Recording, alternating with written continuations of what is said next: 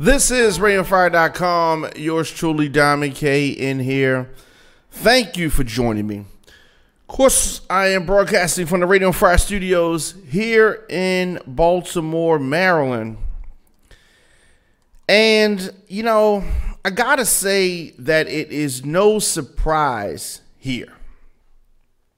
No surprise. This is typical Chicago justice. And I got justice, you know, in air quotes. 3 Chicago police officers who were charged with trying to cover up the 2014 shooting death of black teenager Laquan McDonald. To protect a fellow officer, they have been acquitted on all charges. It is very sad. Cook County Judge Dominica Stevenson said there was no evidence that the officers, who were previously charged with conspiracy, official misconduct, obstruction of justice, attempted to hide evidence related to McDonald's death. She said that the evidence shows just the opposite. Just the opposite. Now, prosecutors urge that March, Gaffney, and Walsh, who were Van Dyke's partner, Officer Jason Van Dyke, that is. Van Dyke was convicted of second-degree murder and aggravated battery in October after he shot and killed McDonald, who was 17 years old, back in 2014. Shot him 16 times. 16 times. They also alleged that the officers falsely claimed that McDonald ignored verbal commands from Van Dyke. Now, Van Dyke shot and killed McDonald after, they say, McDonald aggressively swung a knife at the officers, and that he kept shooting the teen because McDonald was still trying to get up and arm himself with the knife. So let's keep in mind that he was shot 16 times in a matter of 15 seconds. This automatic weapon, his body was moving because of the flurry of shots. Now, he did have a small knife that he had used to puncture a tire on a Gaffney police vehicle, but the dash cam video shows that he did not swing it at the officers before Van Dyke shot him, and that he appeared to be incapacitated after falling to the ground. The first shot incapacitated him. However, they continued to shoot this young man.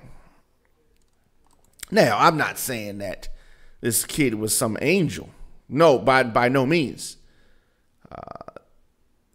But this case boils down to what the defendants wrote on paper versus what is shown in the video. These are the words, straightforward and concise, the special prosecutor Patricia Brown Holmes told the judge during her opening statements. So these guys get off scot-free, while their former partner, Van Dyke, is going to be sentenced himself. The shooting death sparked large protests and led to major changes in Chicago's policing. But only more than 1 year after the fact, City Hall only released the video to the public in 2015, if you remember, 13 months after the shooting, because the judge ordered it. They didn't want to show the footage. They didn't. So charges against Van Dyke did not come out until after the video's release. So pressure to do that. They were pressured.